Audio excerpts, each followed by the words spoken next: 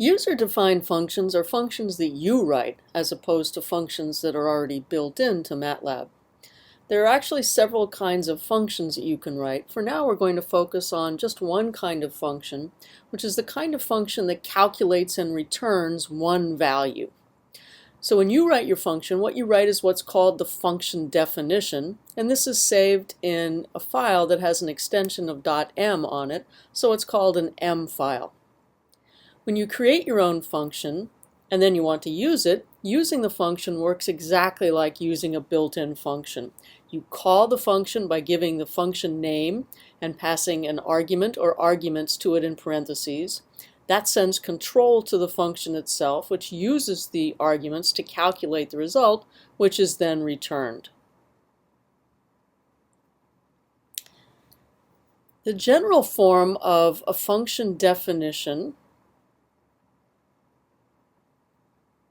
includes two things. You have what is called the function header, which is the first line, and you have the body of the function, which is everything else. So here's the general form. The function header is the first line in the function. That's the function header. It has several things in it. It has the word function. It has the name of what's called an output argument. It has the assignment operator. It has the name of the function. And that's important that this is the same as the name of the M file in which this is stored. And then it has input arguments.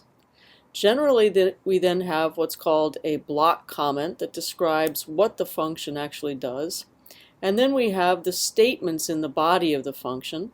And eventually, somewhere, you have to assign a value to the output argument. So whatever you named the output argument up here in the function header, you have to put a value in the output argument.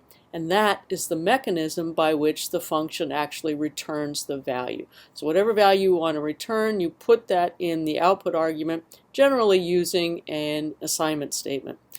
So the output argument, again, is whatever you want to call it, but eventually you need to put a value in the output argument.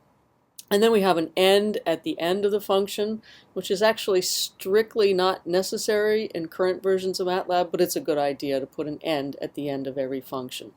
So again, all of this is saved in a file. So all of this you type in and you save it in a file, and the name of the file would be the same as the name of the function name that you have in the function header. So recapping, the function header has several things. It starts with the reserved word function, then you have the name of your output argument, then the assignment operator, then the name of the function, and that should be the same as the name of the M file in which the function definition is stored, and then the input arguments, which correspond one-to-one with the values that are passed to the function when the function is called.